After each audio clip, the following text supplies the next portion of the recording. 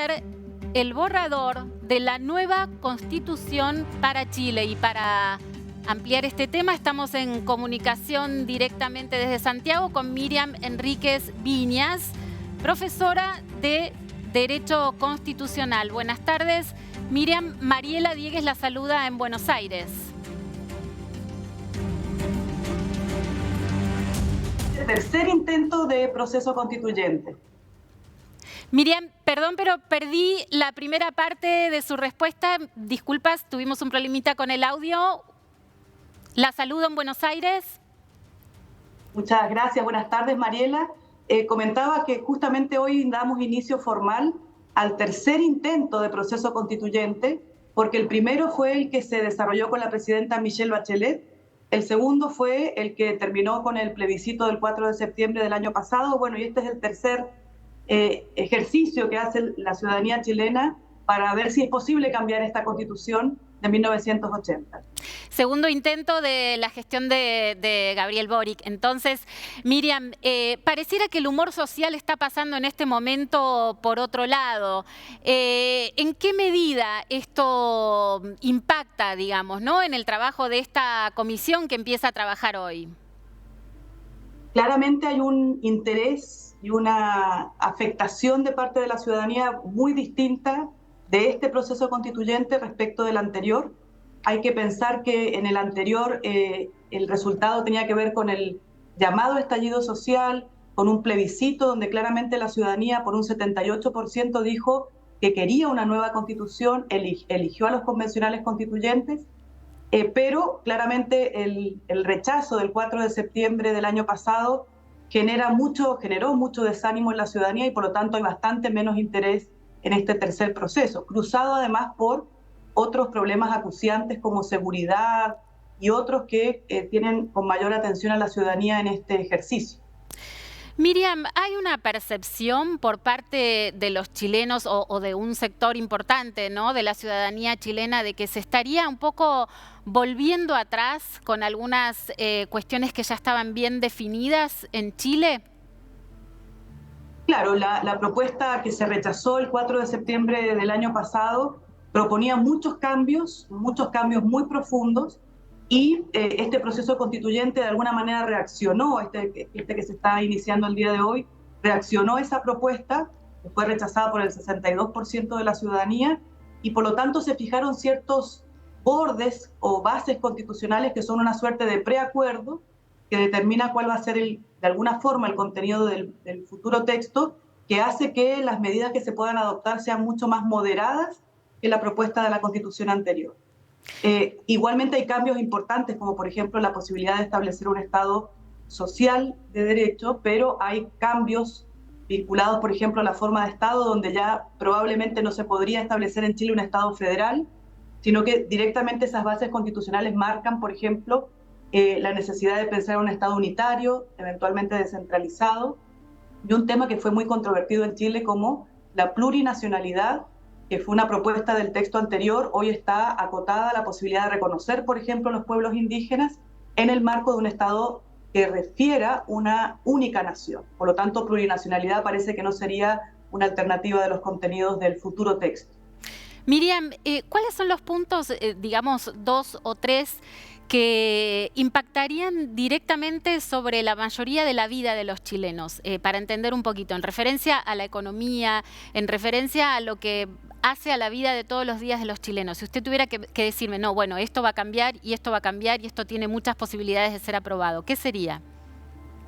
Bueno, yo creo que el principal cambio, que de hecho es una de las bases constitucionales, es decir, son como unos acuerdos que van a predefinir el borrador del texto, y la propuesta de texto es el paso de un Estado, en el caso chileno es un Estado no interventor, es un Estado subsidiario, a la posibilidad de tener un Estado que tenga un rol mucho más activo en los distintos ámbitos del quehacer, no solamente en el ámbito económico, sino que también vinculados con las demandas sociales, seguridad social, pensiones, salud, educación. Si eso se logra plasmar en el futuro texto, va a ser un cambio sustancial en el orden constitucional chileno. Y hay otras materias que están altamente demandadas, como por ejemplo un cambio al sistema de pensiones, un cambio al sistema de salud, un cambio al sistema de educación, que son los derechos sociales que están ligados con lo anterior, que también hay espacio ahí de cambio. También la idea de tener un Estado que esté más vinculado, más preocupado en la protección del medio ambiente y probablemente muchos asuntos que tienen que ver o relación con la igualdad de género, el derecho a los cuidados, el reconocimiento de otros grupos distintos, como por ejemplo las mujeres, las diversidades, los niños, niñas y adolescentes, los pueblos originarios, que son grupos que están actualmente ausentes del texto constitucional.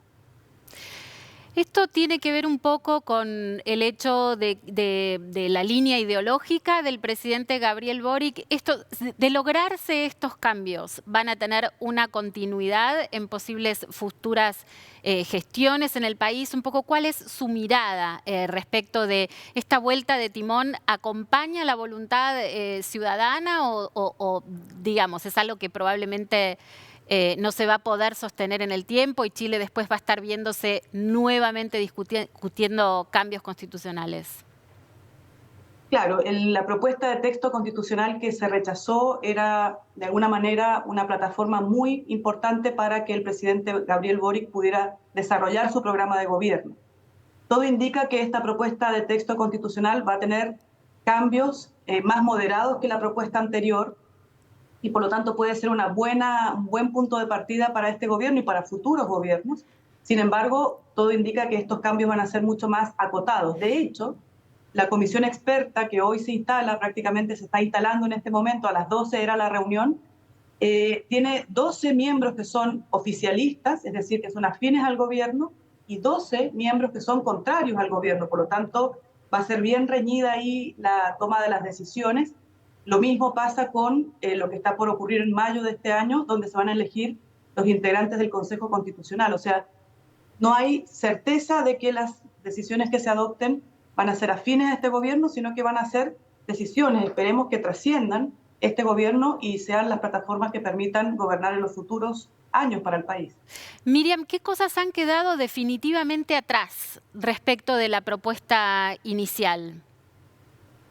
Probablemente lo que ha quedado atrás es una idea de un Estado plurinacional, es decir, que no solamente se reconocieran los pueblos originarios, sino que estos pueblos originarios tuvieran la posibilidad de estar representados en prácticamente todos los órganos del Estado, por ejemplo, con escaños reservados en el Congreso Nacional, y una justicia que fuera de justicia indígena, el pluralismo indígena. Fueron asuntos que generaron mucho rechazo en el proceso anterior y que hoy, como ya se marcaron estas bases constitucionales, todo indica que simplemente habría un reconocimiento de estos pueblos originarios, pero no con la profundidad, la intensidad que recogía el texto anterior. Yo creo que ese es un tema que prácticamente está zanjado, que no va a tener la fuerza ni la profundidad de la propuesta que se rechazó. Y también quizá el régimen político, porque en la ocasión anterior todas las posibilidades de cambio estaban abiertas. Podría haberse transitado un régimen parlamentario, presidencial, o mantener el actual presidencialismo exacerbado que hay en Chile. Sin embargo, también estos bordes constitucionales han dicho que palabras más, palabras menos, a lo que máximo se podría aspirar es a un régimen semipresidencial. O sea que son cuestiones que antes estaba todo abierto y ahora estas bases constitucionales han ido delimitando los posibles cambios. Semipresidencial, ¿con qué mayores atribuciones para el presidente? Si usted tuviese que hacer una enumeración de temas sobre los cuales el presidente va a tener ahora más capacidad de manejo. De hecho, el cambio es justo el contrario, porque en el caso chileno actual, el presidente de la República tiene muchísimas atribuciones, fundamentalmente funciones como colegislador. Es decir, el presidente de la República maneja en gran medida la agenda legislativa. Y eso es lo que se pretende cambiar, limitar las atribuciones del presidente para que el Congreso Nacional tenga mayor responsabilidad no solamente en la tarea de legislar, sino que también en la tarea de gobernar. Por lo tanto, el cambio probablemente implique menos atribuciones del presidente y más atribuciones para el Congreso Nacional. Y en ese sentido, si esto prospera y se aprueba, ¿usted cree que va a aportar a la gobernabilidad en Chile? De hecho, lo que se pretende justamente con el cambio es lograr mayor gobernabilidad y tener vías de escape o vías de solución cuando se producen situaciones de crisis.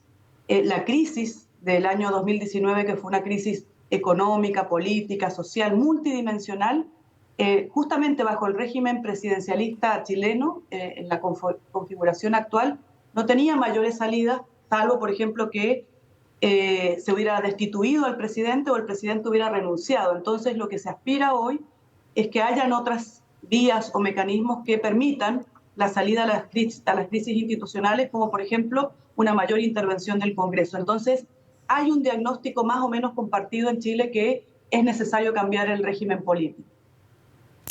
Miriam Enríquez Viñas, experta en Derecho Constitucional, con esto, todas las novedades, hoy empieza a trabajar entonces los expertos que van a definir un posible cambio de Constitución en Chile. Muchísimas gracias por este contacto con DNews. Muchísimas gracias, que estén muy bien.